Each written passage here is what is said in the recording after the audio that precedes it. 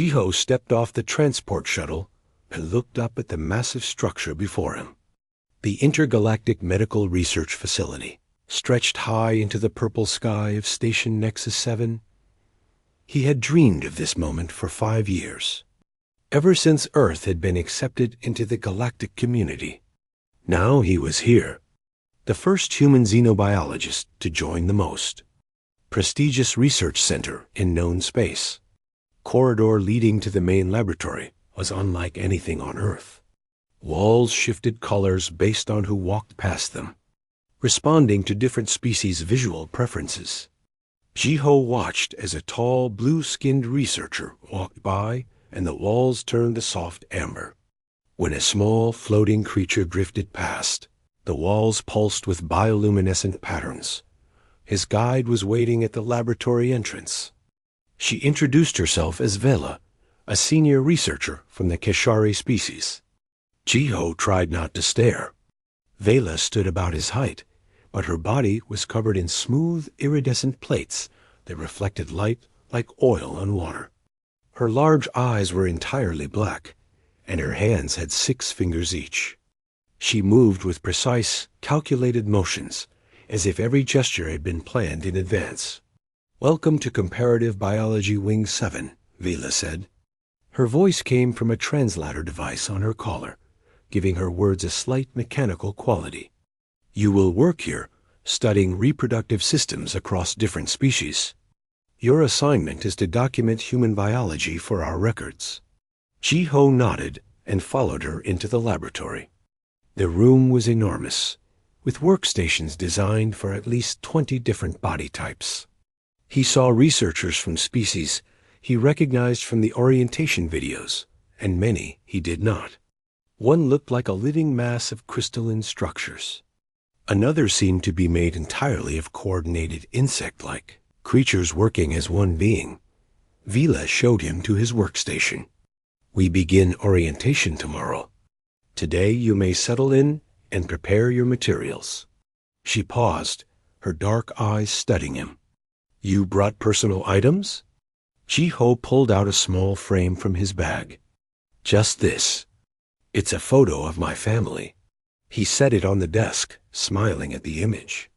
There he was with Han, his wife, and their 2 children, Minho and Ji-woo. The picture had been taken last summer at the beach. Minho was 7, Ji-woo was 4, and both were laughing as waves crashed behind them. Vela leaned closer to examine the photo. "These are other humans?" "Yes, this is my wife, Han, and these are our children." "Children?" Vela's translator took a moment to process the word. "Ah, offspring. You are the genetic contributor?" "Well, yes. I'm their father." Jiho felt a warmth in his chest, looking at the picture. "I miss them already. This is the longest I've been away from home." Vela tilted her head in a gesture Jiho couldn't interpret. "You experience distress at separation from successfully produced offspring?" The question caught Jiho off guard. "I wouldn't call it distress exactly. I just miss them. I love them. Love." Vela repeated the word as if testing its weight.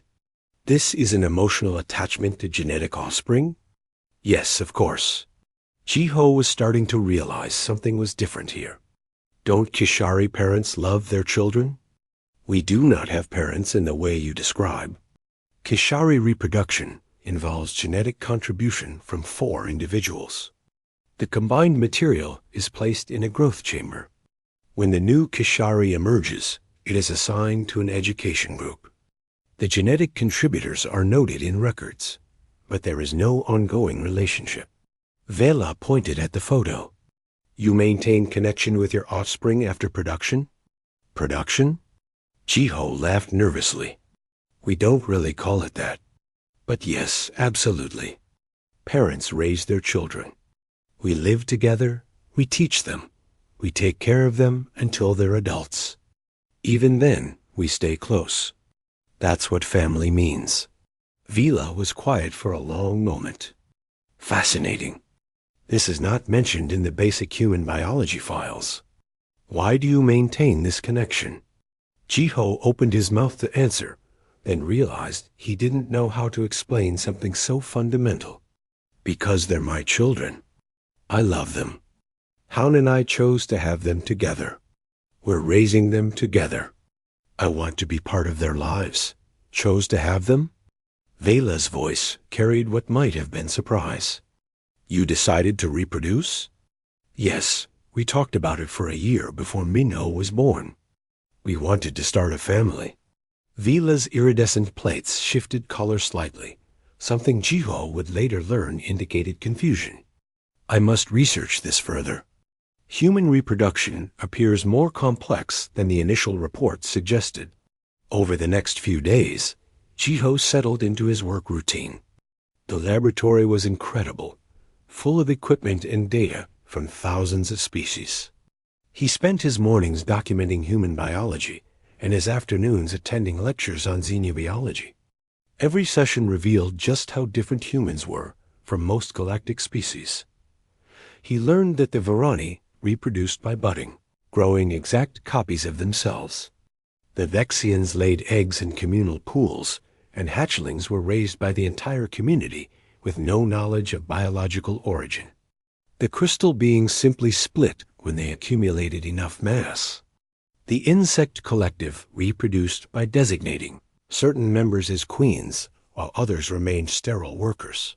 Nowhere in the galaxy, it seemed, did species have the concept of a mother and father raising their own biological children together. During lunch in the communal dining area, Jiho sat with other researchers. He noticed them watching him eat with curiosity. A Varani named Kesk asked, "Is it true humans require food multiple times per day?" "Yes, usually 3 meals." Jiho took a bite of his synthesized lunch, which approximated Korean food, but didn't quite get it right. "Don't you?" "I absorb nutrients once every 8 days through my skin," Kesk explained. "Eating multiple times per day seems inefficient." Vela joined them, carrying a tray of liquid nutrients. "Jiho, I have been reviewing human reproductive biology files. I have questions." "Sure, ask anything." "The files indicate human females carry developing offspring internally, inside their own bodies. This is accurate?" "Yes, it's called pregnancy." Jiho noticed several other researchers had stopped eating to listen. Vela's plates shifted colors again. "For how long?" "About 9 months."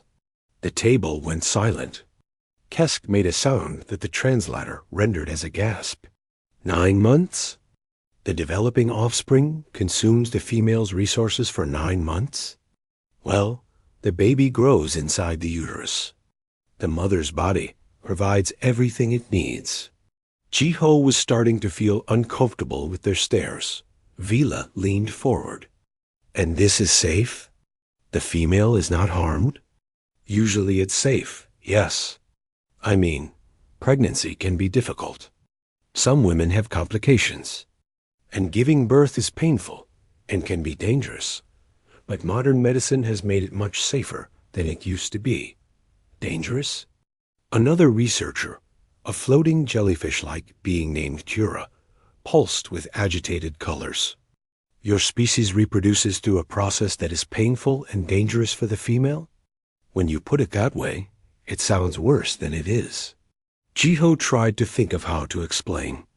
"Yes, there are risks, but women choose to have children.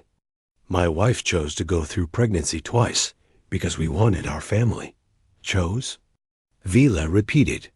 "Your species has the technology for artificial reproduction, does it not?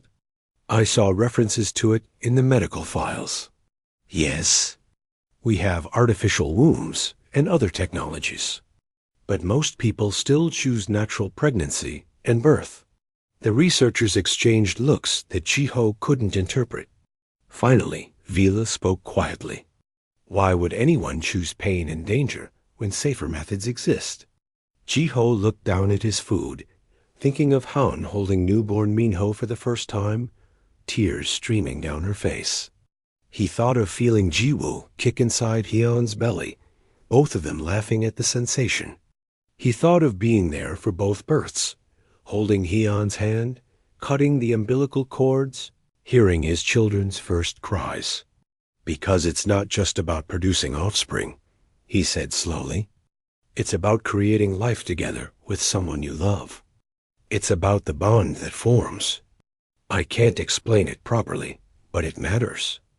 It matters so much. Vila stood silently for a moment. Then she said something that would change everything. Tomorrow you are scheduled to present human reproductive biology to the full research team. I suggest you prepare thoroughly. I believe we have all fundamentally misunderstood your species. That night, alone in his quarters, Jiho called home. Haon answered with the kids jumping around in the background, shouting, "Daddy! Daddy!" He smiled and waved at them through the screen, feeling the familiar ache of missing them. After the kids went to bed, Haon asked, "Going there?" "Strange," Jiho admitted. "I'm realizing how different we are from everyone else. They don't understand family the way we do. They don't understand why we have children or why we stay with them." Haon was quiet for a moment. "Then show them. Help them understand what makes us human." Jiho nodded. Tomorrow's presentation would be more important than he had thought. He wasn't just explaining biology anymore. He was explaining love, family, and what it meant to be human in a galaxy that had never encountered anything like it before. The presentation hall was packed. Jiho had expected maybe 20 researchers, but at least 50 beings from different species filled the tiered seating. Word had spread about the strange human reproductive system, and curiosity had drawn a crowd far larger than normal for a biology presentation. Jiho stood at the front, his hands slightly shaking as he activated the holographic display. He had given hundreds of lectures before, but never to an audience like this. Vela sat in the front row, her dark eyes fixed on him with intense focus. "Good morning, everyone," Jiho began. "Today I'll be presenting an overview of human reproductive biology. I understand this topic has generated some interest, so I'll try to be as clear as possible." He brought up the first image, a basic diagram of human anatomy. Humans are a sexually dimorphic species, meaning we have two distinct biological sexes, male and female.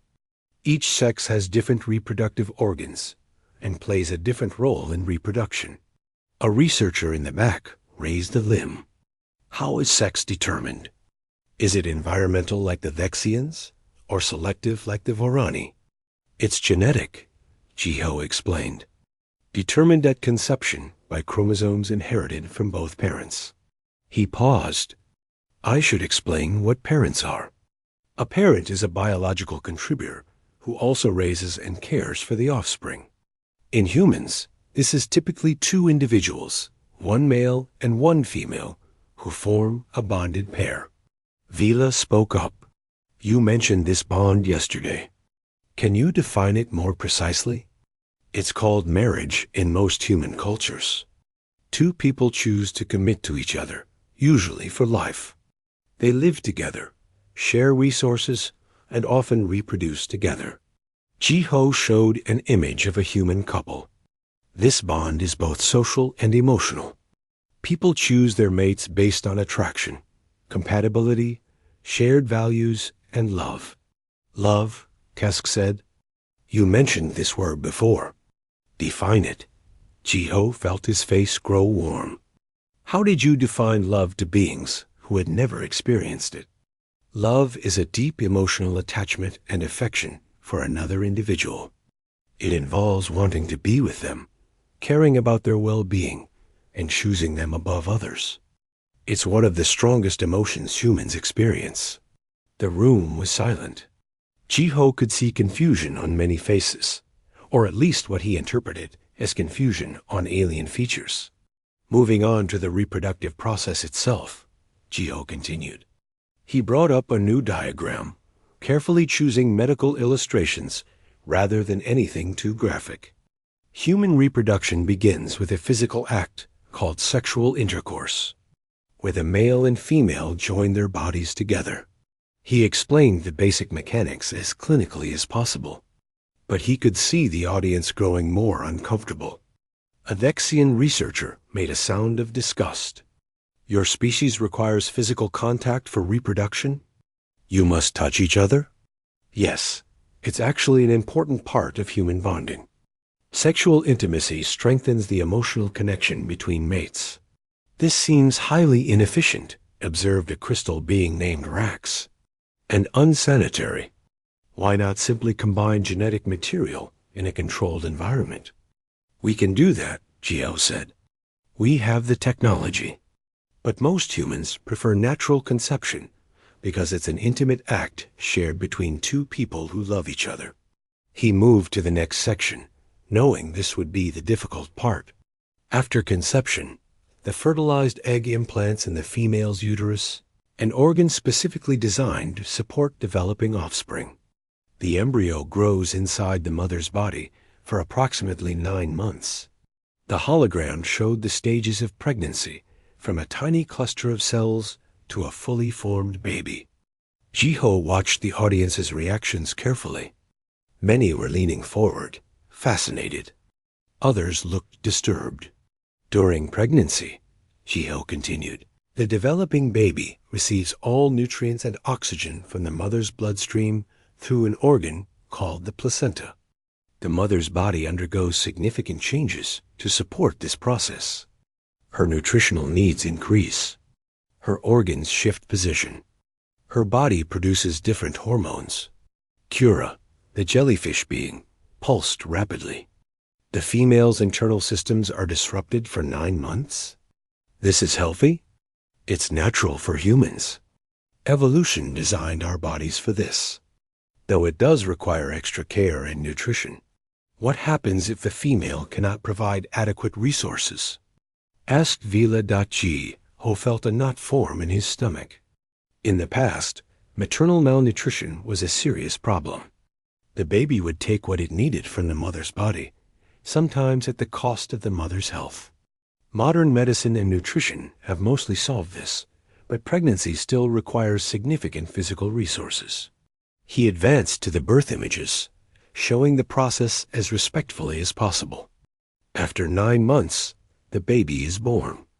The mother's body goes through labor, which involves contractions that push the baby out through the birth canal. This process typically lasts several hours and is quite painful. The room erupted in shocked sounds from various species. A researcher, Jiho, didn't know stood up. You said painful? Define the level of pain. Severe. One of the most painful experiences humans can have. Before modern pain management, women simply had to endure it. Jiho saw the horror on their faces. But they chose to anyway, because they wanted children. Chose? Kesk sounded incredulous. Females volunteer for this pain? Yes. My wife went through it twice. Jiho felt defensive now. And she says both times were the best moments of her life, despite the pain. Vila stood up. Jiho, I must interrupt. You said this process can be dangerous. How dangerous? Jiho took a breath. Before modern medicine, childbirth was one of the leading causes of death for human females. Even now, complications can occur. Bleeding, infection, difficult deliveries that require surgical intervention. In some parts of Earth, maternal mortality is still a concern. The silence in the room was deafening. Finally, Rax spoke. Let me understand this correctly.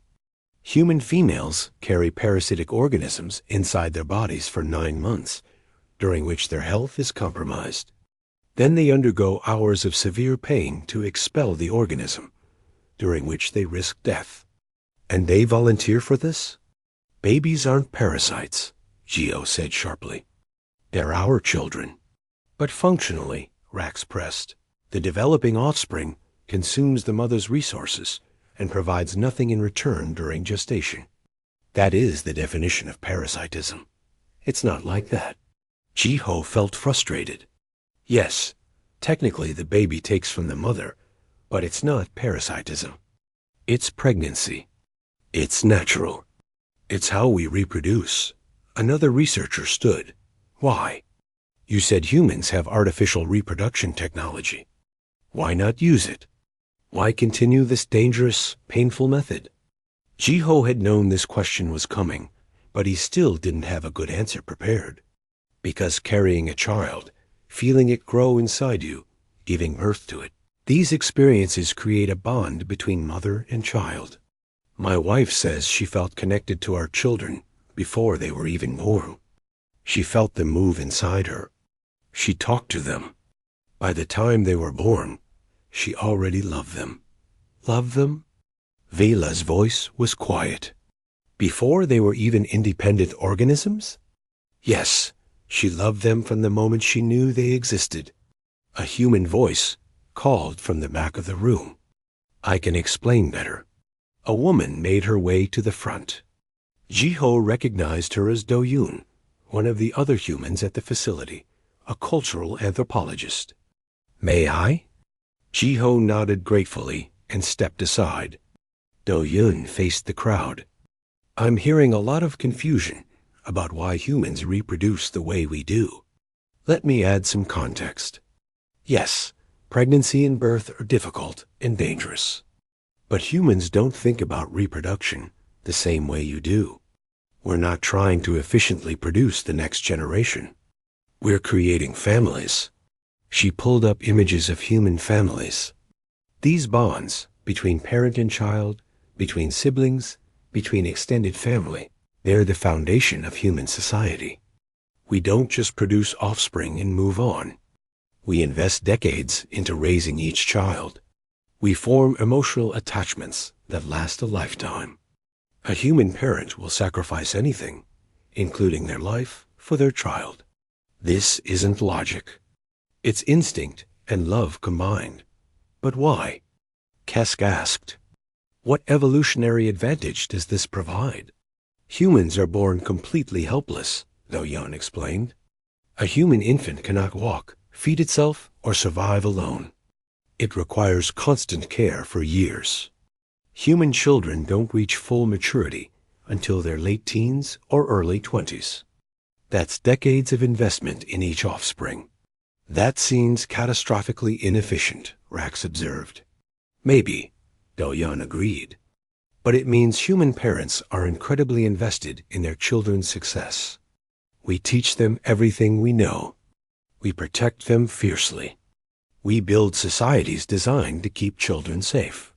The pain and danger of reproduction, the years of helpless infancy, they create bonds that make humans one of the most cooperative, protective species we know of. Vela stood again. You're saying the difficulty of human reproduction is not a flaw but a feature? That it serves a purpose? Exactly, Do-yoon said. Every human alive is here because someone chose to risk everything for them. Our mothers risked their lives to give birth to us. Our parents spent decades raising us. We don't take that lightly. It shapes how we see the world and each other. The room fell quiet as the researchers absorbed this. Finally, Cora spoke. I think I begin to understand. Human reproduction creates debt and obligation. Not debt, Jiho interjected. Love. When you love someone, you don't keep score. You give because you want to, not because you're obligated. This concept of love, Vela said slowly, it is central to human behavior? Yes, both humans answered together. Vela looked at Jiho. When you said you miss your offspring, you meant you feel pain at their absence because you love them? Yes. And your mate, Haon, she chose to experience pain and risk death to produce your offspring because she loved you and wanted to create new life with you? Yes. Vela's plates shifted through several colors. This is the most alien thing I have ever encountered. And I have studied 17 species. She paused. I need to research this further. We all do. I don't think we understand humans at all. As the presentation ended and researchers filed out in quiet conversation, Jiho felt exhausted. He had explained the biology perfectly well, but he wasn't sure he had really made them understand. How could you explain love to someone who had never felt it? How could you make them understand why someone would choose pain and danger for the chance to hold their newborn baby? Do-Yun put a hand on his shoulder. You did well. Give them time. This is completely outside their experience. Will they ever really get it? Ji-Ho asked. I don't know, Do-Yun admitted. But Vela asked the right question. Why do we still do it? Maybe finding that answer will help them understand what makes us human. 3 days after the presentation, Ji-Ho found himself unable to sleep. The station operated on a standard cycle, but his body was still adjusting to the different schedule. He wandered to the observation deck, a massive transparent dome that offered a view of the surrounding space. Stars stretched in every direction, and 3 nearby planets hung like jewels against the darkness. He was surprised to find Vela already there, standing motionless before the view. Her iridescent plates caught the starlight, making her seem to glow faintly. I apologize for intruding, Ji-Ho said. I can leave if you want privacy. No, please stay. Vela turned to face him. I have been thinking about your presentation. I have many questions, but I did not want to ask them publicly. Ji-Ho moved to stand beside her. Ask anything. I'll try to answer. Your mate, Han. You said you chose each other. How does this choosing work? Ji-Ho smiled, remembering. We met at university. I was studying biology. She was studying education. We kept running into each other at the library. Eventually, I asked her to have coffee with me. We talked for hours. Then we had coffee again the next day. And the day after that. You formed a bond through conversation? Through getting to know each other. We discovered we made each other laugh. We had similar values and dreams. We enjoyed each other's company. Ji-Ho felt the familiar warmth in his chest. After a year, I knew I wanted to spend my life with her. So I asked her to marry me, and she said yes. What does marriage accomplish? Is it a reproductive contract? It's a promise. We promise to stay together, to support each other, to build a life as partners. Reproduction is often part of that, but it's not the main purpose. The main purpose is love and companionship. Vela was quiet for a long time. Finally, she said, Kishari do not have mates. We have collaborative partners for specific projects, but we do not form permanent bonds with other individuals. When I need genetic material for reproduction, I submit a request to the breeding center. They select 3 other Kishari whose genetics complement mine. We never meet. The offspring is raised in education centers. I have contributed to 7 offspring, but I could not identify any of them. They do not know who I am. Does that bother you? Ji-Ho asked gently. I never thought it did. It is simply how things are. But after your presentation, I find myself wondering what it would be like to know them, to have them know me. Her plates shifted to a deep blue color. Is that strange? Not at all. I think it's natural to want connection, but it is not natural for Kishari. We value logic and efficiency. Emotional bonds are considered distracting. Do you agree with that? Vela turned back to the stars. I no longer know what I believe. The door to the observation deck opened, and a human woman entered. Ji-Ho recognized her as Yuna, a psychologist who studied interspecies communication. She was in her 50s with kind eyes and graying hair pulled back in a practical bun. I'm sorry to interrupt, Yuna said. Vela, you sent me a message asking about human bonding behaviors. I thought I might find you here. Yes, thank you for coming. Vela gestured to include Ji-Ho. We were discussing mate selection and marriage. I am trying to understand the concept of love. Yuna smiled and joined them. That's a big topic. What specifically are you trying to understand? Everything. How it forms. why humans value it so highly, what purpose it serves. Vila's frustration was evident in her voice. Your presentation explained the biology of reproduction, but it did not explain why Hound chose to endure pain and danger. Jiho says it was for love, but I do not understand what love is. Yuna considered this. Love is hard to define because it's an emotion, not a logical process. But I can tell you what it does. Love creates powerful bonds between individuals. It makes us care about another person's well-being as much as or more than our own. It drives us to protect, support, and sacrifice for the people we love. Sacrifice, Vela repeated. This word keeps appearing in human discussions of reproduction and family. Because sacrifice is central to how humans bond, Yuna explained. When we sacrifice for someone, when we endure difficulty for their sake, it deepens our attachment to them. And when someone sacrifices for us, we feel gratitude and love in return. This is illogical. Why would suffering increase attachment? Logically, one should avoid sources of pain. Yuna laughed softly. You're absolutely right. It is illogical. But humans aren't entirely logical creatures. We're emotional. Let me show you something. She pulled out a tablet and brought up a video. This is from Earth. The video showed a hospital room. A woman lay in a bed, her face red and covered in sweat. She was clearly in pain, breathing hard. A man stood beside her, holding her hand. Medical staff moved around them efficiently. This is a birth, Yuna explained. The woman is in labor. Watch. The video continued. The woman cried out in pain. The man leaned close, whispering to her, wiping her forehead. Hours seemed to pass in fast forward. Then suddenly, a baby's cry filled the audio. The medical staff placed a small, wrinkled newborn on the woman's chest. The woman's face transformed. Despite obvious exhaustion, despite the pain she had just endured, she looked down at the baby with an expression of pure joy. She was crying, but laughing at the same time. The man had tears streaming down his face. They held each other and the baby, and the love in that room was almost visible. Oh, Vila said softly. That's love, Yuna said. That moment, right there.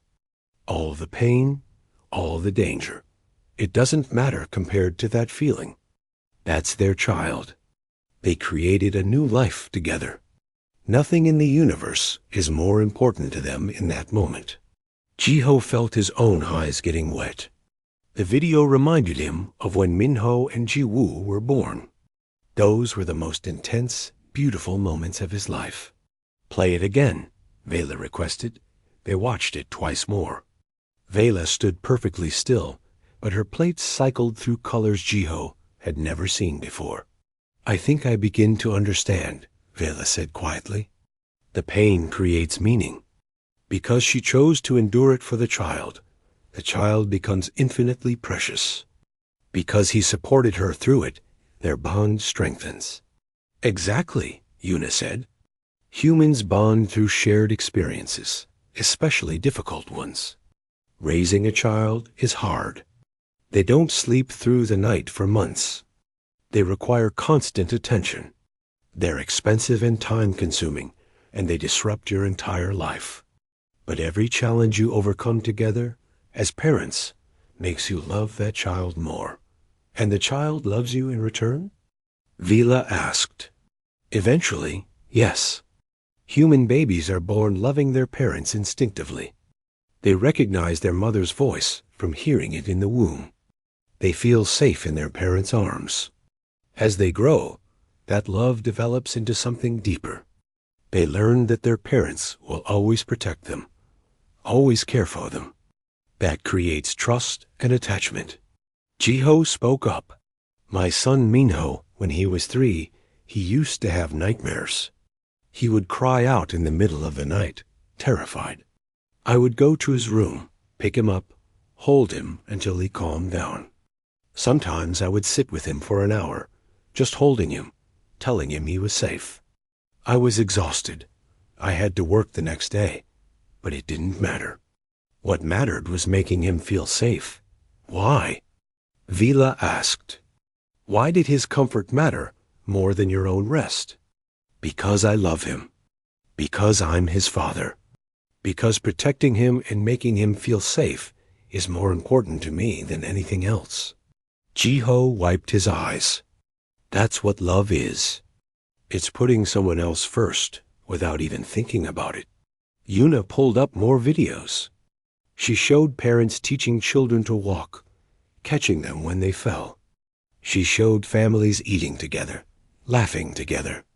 She showed teenagers arguing with parents, then making up. She showed adult children caring for elderly parents, returning the care they had received as children. This is the human family structure, Yuna explained. It's not just about reproduction. It's about forming bonds that last a lifetime. Humans take care of our children for decades. Then when we grow old, our children often take care of us. It's a cycle of love and care that spans generations. You said generations, Vela noted. Multiple cycles? Yes, I have children and grandchildren. My children are now raising their own children, and they call me when they need advice. Because I raised them. My grandchildren will someday have children, and the love and knowledge will pass down through the family line. Yuna smiled. My great-grandmother died when I was 10, but I still remember her stories. I tell them to my grandchildren. In that way, she's still part of our family, even though she's been gone for 40 years. Humans maintain bonds with deceased individuals. We remember them. We honor them. We keep them alive through memory and stories. Yuna's eyes were distant. Love doesn't end when someone dies. We carry the people we love with us always. Vila sat down suddenly, as if her legs could no longer support her. This is overwhelming. You are describing a way of experiencing existence that is completely foreign to me. Kishari live alone. We work together on projects, but we return to our individual spaces. We do not form lasting attachments. When a Kishari dies, they are noted in the records and then forgotten. We do not speak of the dead. That sounds lonely, Jiho said. I would not have described it as lonely before. Now I am uncertain. Vila looked at both humans. Do all humans experience these bonds? This love? Most do, Yuna said. Some humans struggle with it. Some are raised without love and have to learn it later. Some choose not to have children or romantic partners. But the capacity for love, the desire for connection, that's universal to our species. It's what makes us human. And you believe this love, this bonding through sacrifice and difficulty, is why humans still choose natural reproduction despite the risks. Yes, both humans said together. Vila was quiet for a long time, processing. Finally, she said, I need to research this more thoroughly. I need to understand how this bonding mechanism affects human society, human behavior, human decision-making. If what you're saying is true, then we have fundamentally misunderstood your species. How so? Jiho asked. We analyzed humans as we analyze all species. We looked at your biology, your technology, your resources. We noted that you come from what you call a death world, a planet with harsh conditions. We observed that you are relatively fragile physically compared to many species. We concluded that humans were unremarkable, except for your tool-making abilities. And now? Yuna prompted. Now I suspect we missed the most important thing about humans. You are not held together by logic or efficiency. You are held together by love. Your societies function because you care about each other. Your families span generations because you maintain bonds across time. You sacrifice for each other, not because it is logical, but because you choose to. Vila stood and faced them both. This changes everything. If other species understood this about humans, they would see you very differently. You are not weak or inefficient. You are bonded in ways we cannot match. Should we tell the Galactic Council? Jiho asked. Vila's plates flashed bright. Yes, but I need more data first. I need to understand the full implications. Jiho, may I ask you more questions about your family? About how these bonds form and strengthen? Of course. Ask anything. They talked until the station's artificial dawn began to brighten the observation deck. Jiho told stories about his children, about falling in love with Haon, about his parents and siblings. Yuna shared her experiences raising 2 daughters and now helping raise 3 grandchildren. They laughed and cried and helped Vela understand something her species had never known as they finally prepared to leave. Vela said quietly, "Thank you both. I have learned more tonight than in years of research. I think I am beginning to understand what love is. I am also beginning to understand what I have missed in my life." Jiho put a hand on her shoulder, a gesture of comfort. Vela didn't pull away. "It's never too late to learn to love," he said. "Connection is always possible if you're open to it." Vela looked at his hand on her shoulder, then at both their faces. "I think," she said slowly, "I would like to try." 6 weeks after the presentation, Vela requested an emergency session of the Galactic Council on Human Integration. The council consisted of representatives from 47 species, all meeting virtually through holographic projection. It was the first time such a session had been called specifically about humans, and Jiho felt nervous as he took his seat in the observation section. Vela stood at the center of the council chamber, her image projected to all the distant representatives. She looked confident, her plates displaying steady green and blue tones. Beside her was a holographic display ready to show her research. "Council members," Vela began, "I have called this session to present findings that I believe fundamentally change our understanding of humanity. What I have discovered has implications not just for human integration, but potentially for all galactic community members." A Vorani counselor spoke first.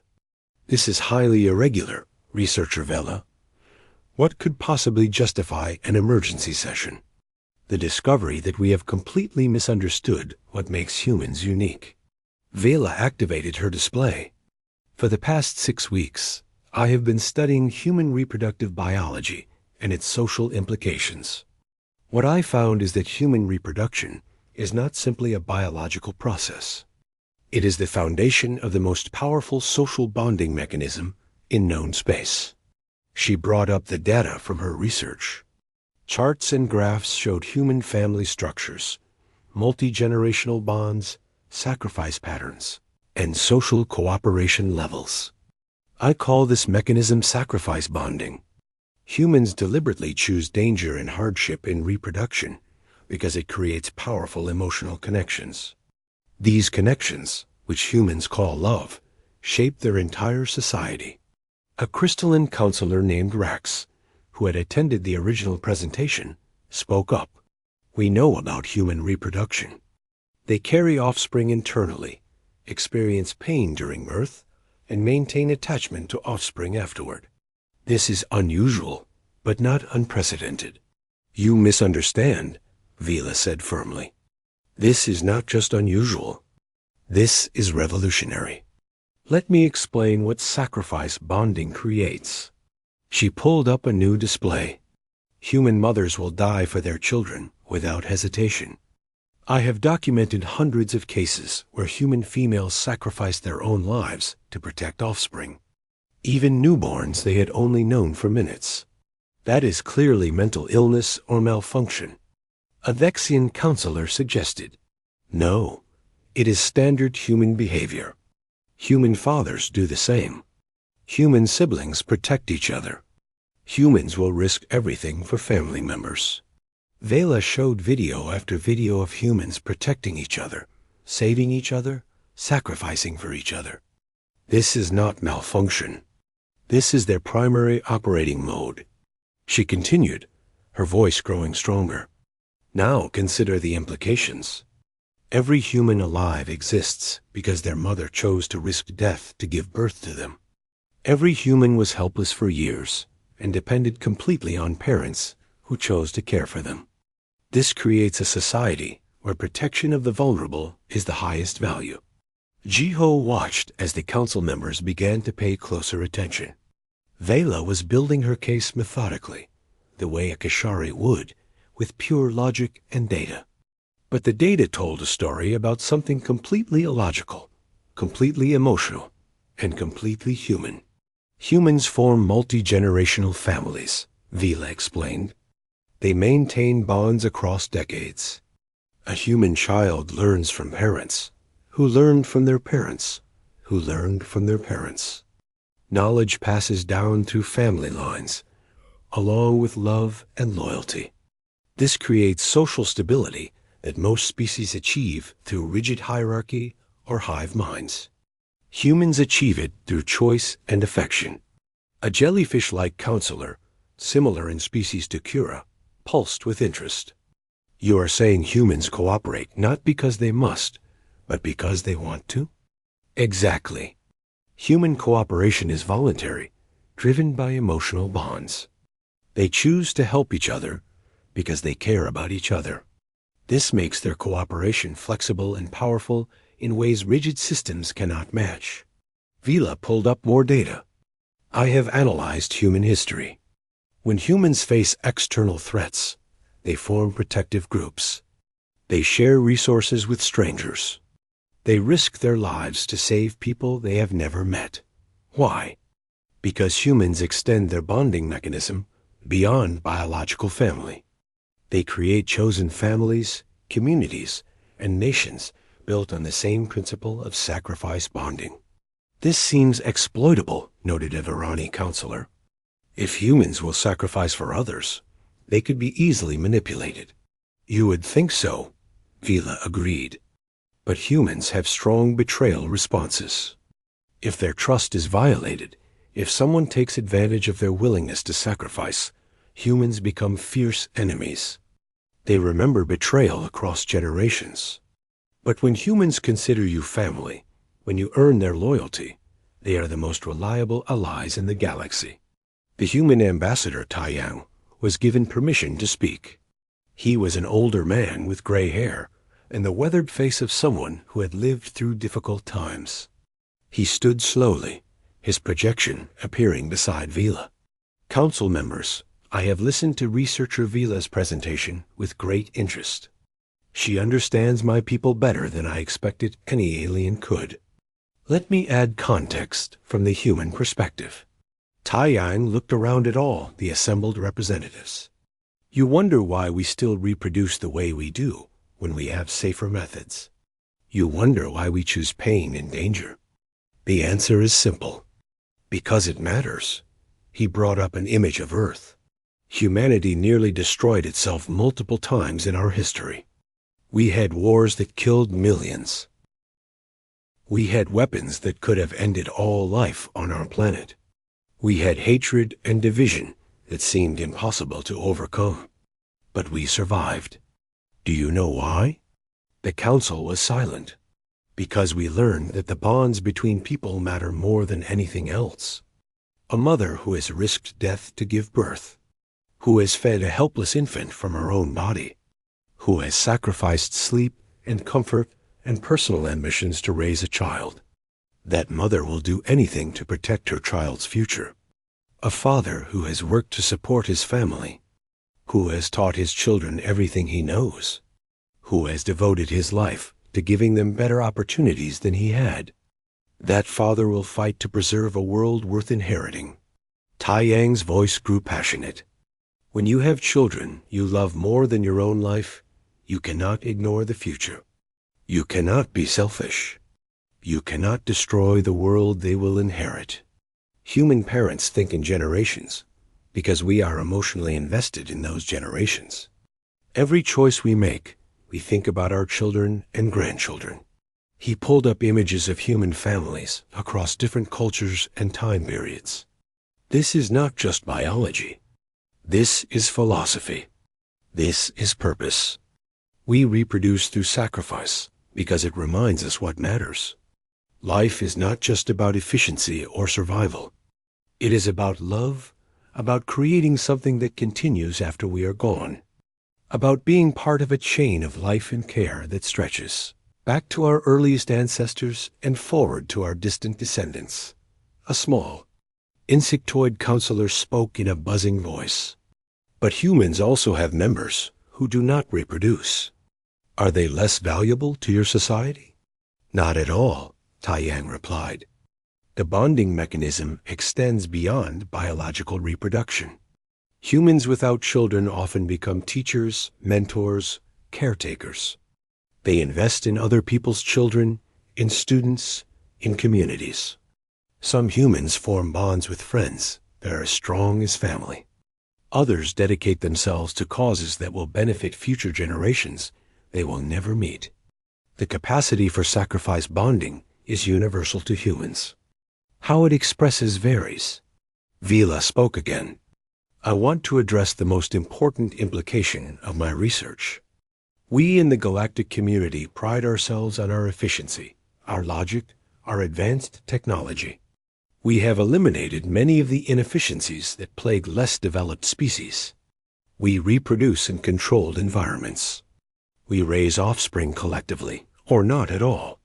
We avoid emotional attachments that might compromise rational decision-making. She paused, letting that sink in. But in doing so, we may have lost something crucial. Humans are not the most advanced species technologically. They are not the strongest or longest lived. But they have something we do not. They have unbreakable bonds. They have loyalty that transcends logic. They have love. The word hung in the air. Many counselors shifted uncomfortably. Love was not a concept most species valued or understood. I propose, Vela continued, that we have been measuring advancement incorrectly. We assumed that emotional bonds were primitive, something to evolve past. But what if they are actually sophisticated? What if the ability to love, to sacrifice, to form voluntary bonds of loyalty and care, what if that is an advancement we have not achieved? Rax, the crystalline counselor, spoke carefully. Are you suggesting that our species are deficient because we do not experience love? I am suggesting we may have lost something valuable in our pursuit of efficiency. Look at the data. Vila displayed statistics. Human societies have lower rates of violence than most species. They have higher rates of innovation because they share knowledge freely within family units. They have stronger social cohesion because individuals feel personally invested in their communities. And humans are fiercely protective of allies. Once a human considers you family, they will defend you with their life. A counselor from a hive mind species spoke. But surely this bonding comes at a cost. The emotional pain of loss, the inefficiency of caring for helpless young for years, the danger of childbirth. Yes, Vila agreed. Humans experience grief when they lose loved ones. They mourn for years. They carry the pain of loss throughout their lives. Raising children requires enormous investment, and childbirth remains dangerous despite their medicine. But humans consider these costs worthwhile. They choose love despite the pain it brings. Taiyang spoke again. Every human knows we will lose the people we love eventually. Our parents die. Sometimes our children die. Our mates grow old and pass away. We know this. We accept this. And we love anyway, because a life without love is not worth living. The council chamber was absolutely silent. Jiho felt tears on his face. He thought about his own parents, both still alive but growing older. He thought about Han and how the thought of losing her was almost unbearable. He thought about Minho and Ji-woo and how he would do anything, sacrifice anything to protect them. Finally, one of the older counselors, a being of living metal named Crix, spoke. I have served on this council for 90 years. I have seen many species join the galactic community. I have never heard a presentation like this. Crix's voice resonated like a bell. Researcher Vela, you are suggesting that humanity's greatest strength is something most species have never developed or have deliberately eliminated. Yes. Counselor, and you believe this has implications for all of us? I do. I believe we should study human bonding mechanisms. Some species may not be able to adopt them due to biological constraints, but others might benefit from understanding them. At the very least, we should not dismiss emotional bonds as primitive. They may be one of the most sophisticated survival mechanisms that has evolved. Crix was quiet for a moment. I will admit something to this council. My species reproduces through a form of budding. A piece of ourselves splits off and grows into a new individual. I have created 17 offspring in my lifetime. I have never spoken to any of them. I do not know where they are or what they do. Until today, I did not think this was a loss. Now I wonder what I have missed. Other counselors began to speak, sharing similar thoughts. The session extended for hours as representatives discussed, debated, and questioned. Some were defensive, insisting their ways were superior. Others were curious, wanting to learn more. A few, like Crix, seemed to realize they had lost something they had not known existed. When the session finally ended, Vela was authorized to continue her research and to establish a program studying human bonding mechanisms. Several species volunteered to participate, curious whether they could develop similar bonds. As the holograms faded and the chamber emptied, Jiho approached Vela. That was incredible.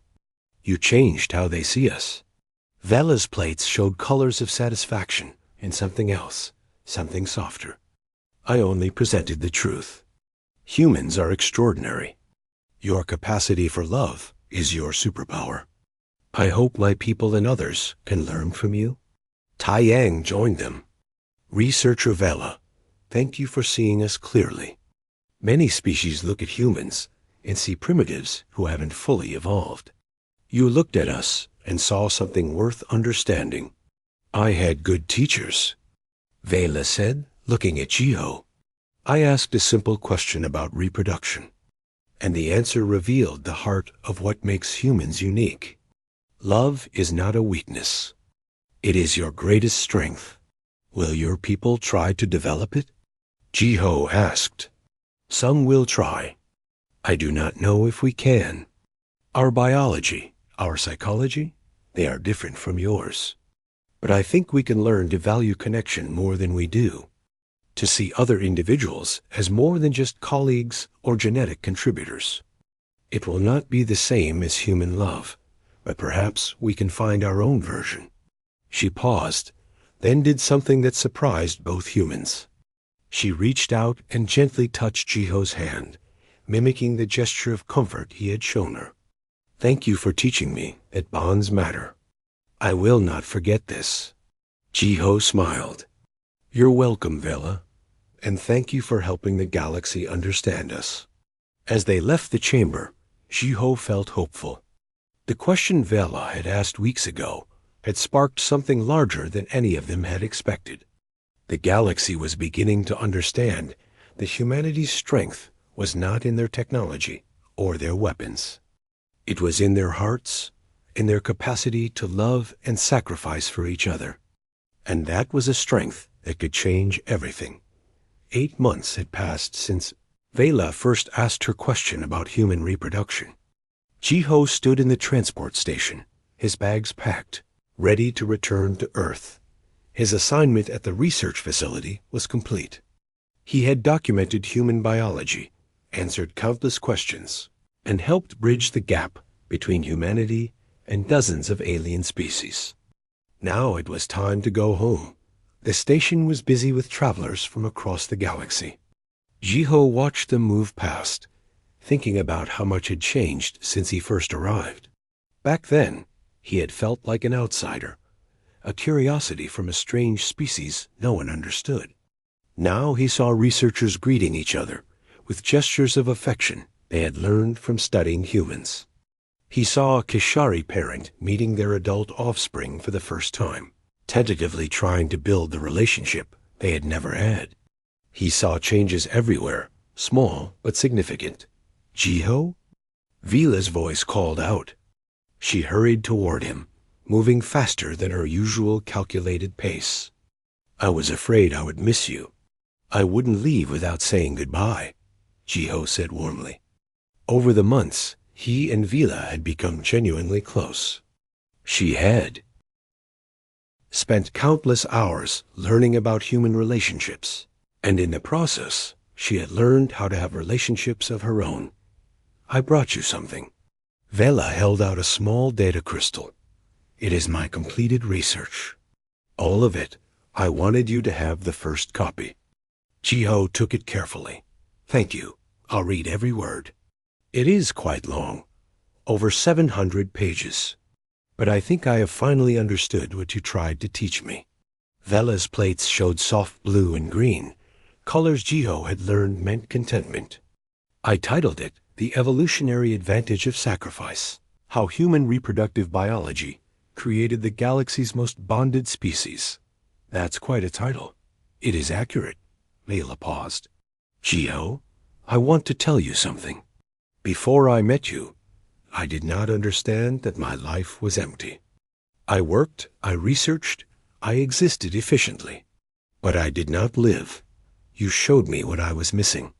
Jiho felt a lump in his throat. I'm glad I could help. I have been in contact with 3 of my offspring. We are meeting next month. I do not know how to be a parent, especially to adults I have never known, but I want to try. One of them, Kes, she said she always wondered about her genetic contributors. She wants to know me. Vila's voice carried wonder. She wants to know me. Not just my research or my contributions to Kishari society. Me. That's wonderful, Vila. I'm so happy for you. It is frightening, Vela admitted. I might fail. I might not know how to connect with them. But you taught me that trying matters more than succeeding perfectly. That relationships are built through effort and vulnerability. You'll do great, Jiho assured her. Just be yourself and be open to knowing them. Other people came to say goodbye. Doyoon arrived with several other human researchers who had become friends. Yuna brought her tablet full of family photos, which she had shared with Vela many times during their discussions. Kesk, the Vorani researcher, brought a gift from his collective, a growing crystal that changed colors based on emotions nearby. It is meant to help you remember us, Kesk explained. When you feel love for your family, it will show warm colors. When you feel the bond between friends, it will show cool colors. We thought a human would appreciate a reminder that connections matter. Jiho was touched. Thank you, Kesk. I'll treasure it. As the departure time approached, Vila asked quietly, Will you come back? Yes, Jiho promised. This is just the end of my research assignment. I'll visit. And you're always welcome on Earth. Haun and the kids would love to meet you.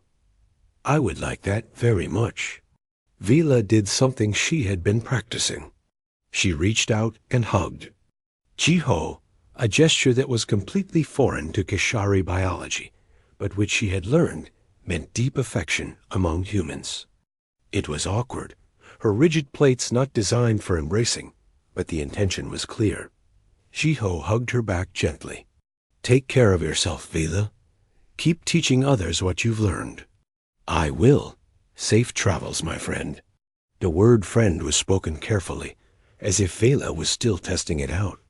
But she meant it. Jiho could tell the transport journey back to Earth took 3 days.